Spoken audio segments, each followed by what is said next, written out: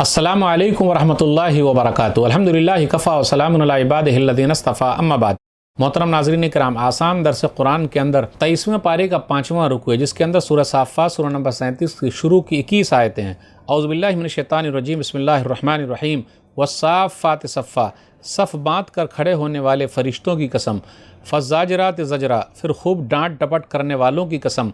फ़त्तालियात ज़िक्रा, फिर ज़िक्र कुरान की तिलावत करने वालों की कसम। इन्ना इलाहकुम लवाहिद, बेशक तुम्हारा एक ही माबूद है। रब्बुस समावाति वल अर्ज़ वमा बैनहुमा व रब्बुल मशारिक़, जो आसमानों और ज़मीन का और उनके दरमियान के हर चीज़ का रब है, और सब मशरिकों का भी रब है जहाँ से सूरज या सितारे निकलते हैं। इन्ना ज़य्यनस समाअ दुनिया बिज़ीनतिल कवाकिब, बेशक हमने दुनियावी आसमानों को सितारों से सजा दिया है।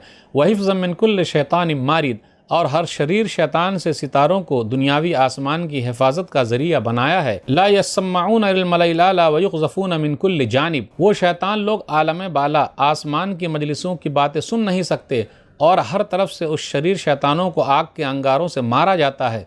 दुहूर व लहुम अज़ाबुन वासिब, शैतानों को दूर भगा देने के लिए सितारों से मारा जाता है, और क़यामत के दिन उन शैतानों के लिए हमेशा रहने वाला अज़ाब है।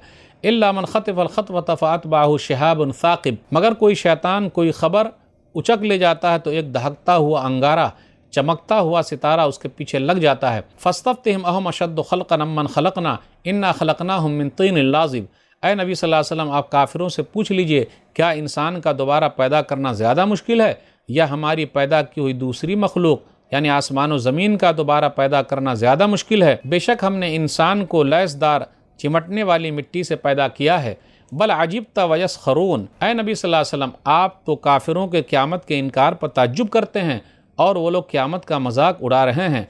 वइज़ा ज़ुक्किरू ला यस्कुरून, और जब उन काफिरों को समझाया जाता तो वो लोग समझने की कोशिश ही नहीं करते। वइज़ा रअौ आयतन यस्तस्ख़िरून, और काफिर लोग जब कोई निशानी देखते हैं तो उसका मजाक उड़ाने लगते हैं।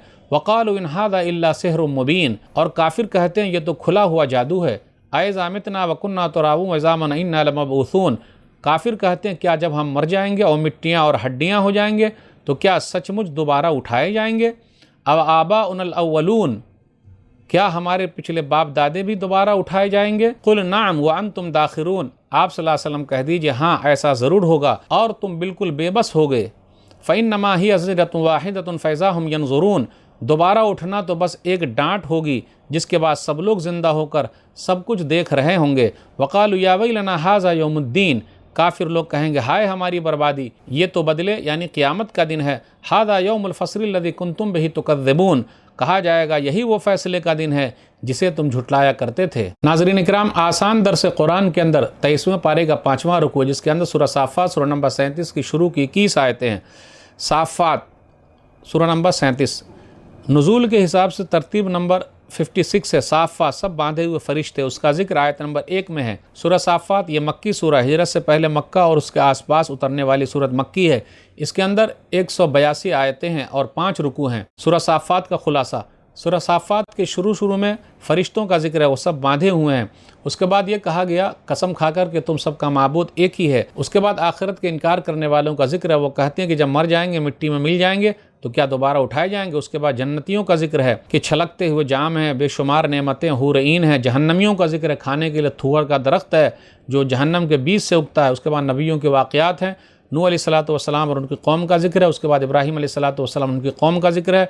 उसके बाद मूसा अलैहिस्सलातु वस्सलाम और हारून अलैहिस्सलातु वस्सलाम का जिक्र है। उसके बाद इलियास अलैहिस्सलातु वस्सलाम का जिक्र है और उनकी कौम का जिक्र है जो बाल नामी बुत की पूजा करती थी। उसके बाद लूत अलैहिस्सलातु वस्सलाम की कौम का जिक्र है। उसके बाद यूनुस अलैहिस्सलातु वस्सलाम का जिक्र है कि मछली के पेट में कैसे चले गए। उसके बाद कुफ़ार मक्का का एक एतराज़ ये है कि अल्लाह ने जिन्नात से रिश्ता कायम कर लिया, नऊज़ुबिल्लाह, या फ़रिश्ते अल्लाह की बेटियाँ हैं। तो अल्लाह ने कहा नहीं, ऐसा कुछ भी नहीं, अल्लाह की ज़ात पाक है, सब रसूलों पर सलाम है और सब तारीफ़ अल्लाह ही के लिए है। आयत नंबर 1 पर गौर कीजिए, वस्साफ़ात सफ़्फ़ा, अल्लाह ने सब बांधने वाले फ़रिश्तों की कसम खाई, ये बताने के लिए इन्ना इलाहकुम लवाहिद, बेशक तुम सब का माबूद अकेला अल्लाह है।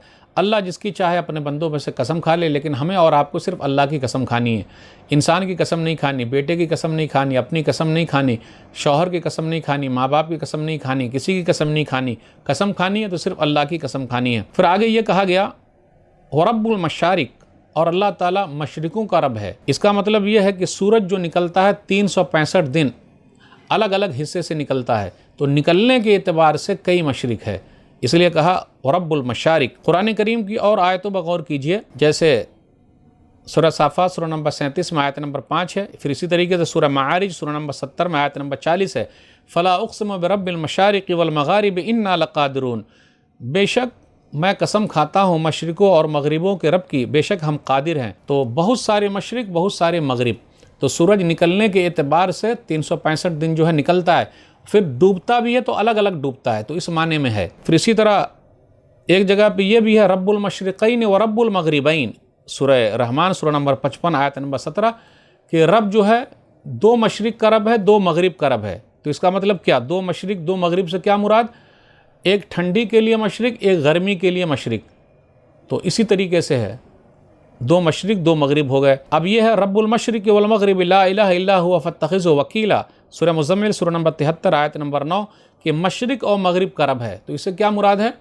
ایسٹ اور ویسٹ مراد ہے۔ اس کے بعد اللہ تعالیٰ نے ستارے کے بارے میں ذکر کیا، یہ آسمان کی خوبصورتی کے لیے، شیطان کو مار بھگانے کے لیے، اور تیسری چیز یہ ستارے کا فائدہ راستہ دکھانے کے لیے ہے۔ آیت نمبر 11 پر غور کیجیے، آپ صلی اللہ علیہ وسلم ان سے پوچھئے اہم اشد خلقا ممن خلقنا، کیا ان کا پیدا کرنا زیادہ مشکل ہے یا ہم نے جو پیدا کیا، یا آسمان و زمین کو پیدا کرنا یہ زیادہ مشکل ہے یا انسان کا؟ اس کے بعد قرآن کے بارے میں لوگوں نے کہا یہ جادوگری ہے، جبکہ ایسی کوئی بات نہیں، یہ اللہ کی طرف سے ہے، دوبارہ وہ لوگ اٹھائے جائیں گے۔ آیت نمبر 21 پر غور کیجیے، ھذا یوم الفصل الذی کنتم بہ تکذبون، یہی فیصلے کا دن ہے جس کو تم لوگ جھٹلاتے تھے۔ تو ناظرین کرام، آج کے درس سے بس اتنا ہی۔ اللہ سے دعا ہے کہ اللہ تعالی ہم لوگ قرآن کریم کو پڑھنے، پڑھانے، سمجھنے، سمجھانے، عمل کرنے اور لوگوں تک پہنچانے کی توفیق دے، آمین۔ والسلام علیکم ورحمۃ اللہ وبرکاتہ۔